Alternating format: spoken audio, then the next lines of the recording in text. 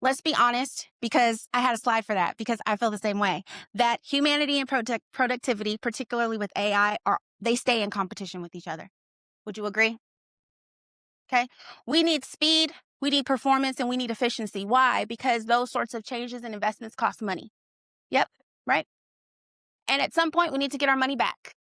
We invest in tools, organizations invest in tools with the intention to increase some sort of something about their organization. They want productivity, so they want to produce more faster, which will eventually save them money on production time, right? Or allow them to scale, allow them to make more faster, be more efficient, right? That's how they get their money on the back end. So speed, performance, efficiency matter. Performance for teams when we get tools that we hope will what are most tools doing? Streamlining processes. Yes. All the tools. That's what they do. They streamline processes with the intention to increase speed and efficiency. Why? To make more, to build more, to make more money. But humanity requires, among other things, the human side of the work is about being empathetic and understanding people as they are, being transparent. People need that. And looking at engagement. Overall employee engagement, right? Because what do we know about engaged employees? They perform better, usually more productive. Not only that, they have better quality of work products, yes. They tend to be more creative and more innovative, yes, because they're engaged in the work. They tend to be the ones that see a problem and they try to fix it, yes. They see a snag. If they can't fix it, they level it up. They're a person that can see a tweak in a thing and make it and say, hey, I think this, right?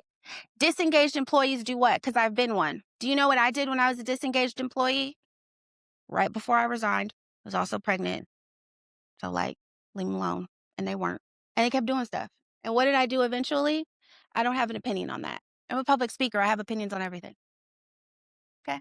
What happened when I got disengaged? I don't have an opinion on that. Sounds good to me. Go ahead and do it. Great. Awesome. Awesome. Is your previously engaged employee just sitting there being like, yeah, whatever it is? No, your previously engaged employee is curious and asking questions and trying to figure out how to improve and how to innovate. Everybody likes it. So as soon as you have that sort of thing and you have disengagement, you have a problem. That's what it sounds like, right? So here we go. What do we need to move through this? This is the question.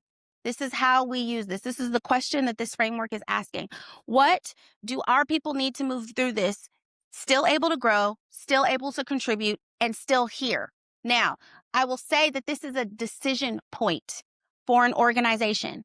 And I recognize that organizations, some will decide to value this question and some will not. Does that make sense? As a person that works in organizations around culture, here's the thing. I don't ever really have an opinion about which way you choose. Okay. If you bring me into an organization and you need me to help you solve a problem, great. If I find other culture things and you decide you don't want to do anything, great. But that will be an intentional choice. If you work with me, you've made an intentional choice because I've told you all the things that could happen if you don't. You chose it anyway, and then you did the thing. Does that make sense? So that you can be accountable to the outcomes. So an org might not care about this. Fine. Let it be an intentional choice. What we don't want in organizations is for someone to do anything. Everyone gets disengaged. People begin to leave. And a leader is like, I didn't know that would happen. You had a conversation with me. You did know. Okay. And you made a choice. And choices have to be made. Choices have to be made at times. That's fine. But when our choices have certain consequences for people, we have to, if we're going to be putting ourselves in a position of leadership, we have to be able to own the impact of our actions. Does that make sense? Okay.